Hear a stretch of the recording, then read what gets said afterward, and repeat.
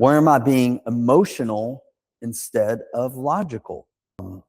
What I would say on that also, when it comes to sales, when it comes to like buying real estate, for example, what mind state are most of our sellers in? They're in an emotional space. And honestly, we want them to be there because they're not making the wisest decision. They're feeling like they're making the best decision is for them, and ultimately that's their choice. And we know that if a seller moves to a logical mind state, that they're probably not going to sell to at a discount to an investor, because they know, hey, if I have a little patience, if I have a little discipline, maybe if I do a few repairs, I can make a lot more money. I'll also tell you that's part of our sales process, is educating them on all the things that they could do, but we do sprinkle in the truth and the reality, which is kind of like we push the pain points, but you're going to have to do this, then they go back to the emotional state. I just want to be done with it. Okay, we can help with that. We do this to ourselves. We'll get in this emotional state, and the emotional state is either going to lead us to two things. One, you're just going to do it because you're type A and you're like, I'm just going to do this thing and figure it out. And I've done that a lot. Or it's going to be like, no, I can't do it. But you really should have done it. You really should have, but you didn't take time to get out of that emotional state. And that's where your logic needs to come into play. And that's where I was at with my partner on that second land deal. We had just closed on the other one.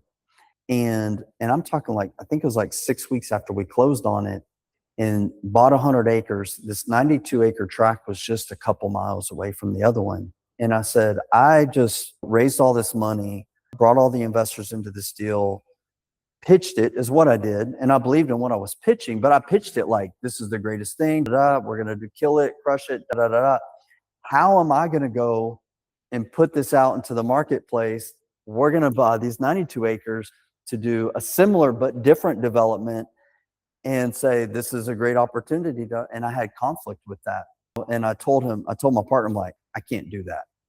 Why? Because I was emotional. I'm like, I can't do it. One, I had just raised all that money. And number two, it was a conflict. So I thought my integrity was going to be sacrificed possibly. And I'm like, I can't do that. So I was very emotional. I was like, dude, no, I can't do that.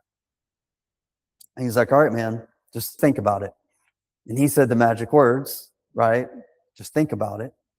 He's like, if nothing else, if you're no, it's fine. He's like, but come on, come over when you have time next week. Let's go drive it and walk to it.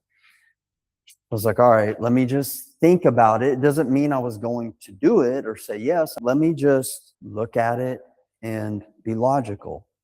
He's like, all right, here's the deal. Here's the property. He's like, it's cheaper price per acre, and you could hit like a 6-iron to 288. We're right close to the freeway. There's a major thoroughfare here, and right here.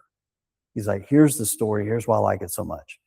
So I went to my logical brain and I said, is this a good deal?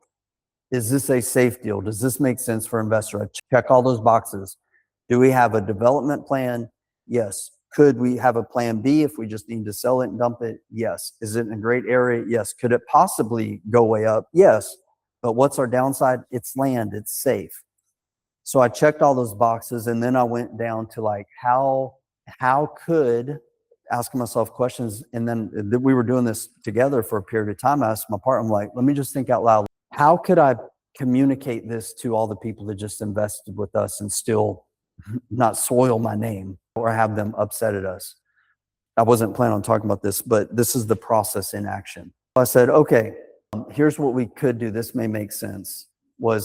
Let me put together the deal, what we like about it, why we think it's great, why we would consider it. And I'm not going to put this out to everybody. I'm only going to present this to people that just invested with us, because I don't want them to hear about this without them hearing about it first.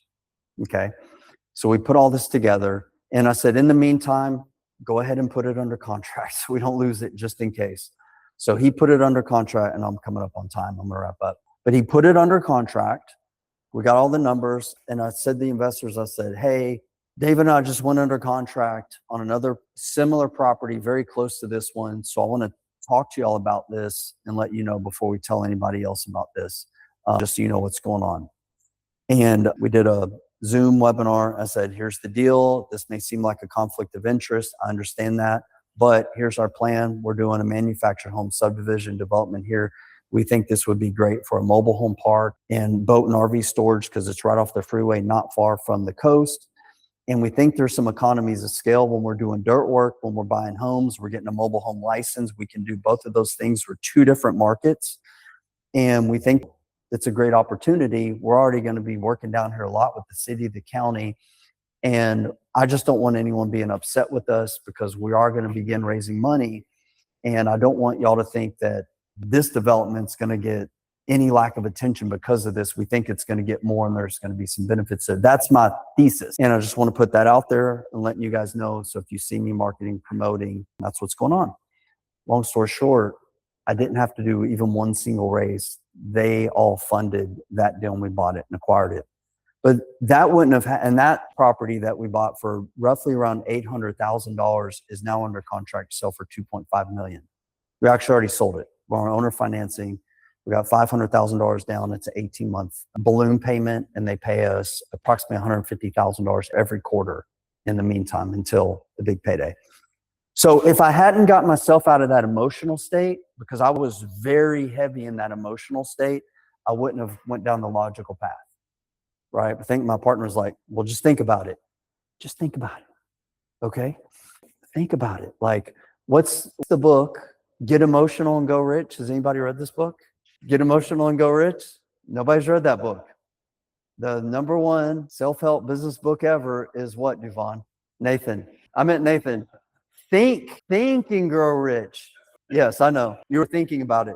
So you must think and grow rich, not get emotional, go. That's my next book. Get emotional, go broke. Think and go rich. It's just true.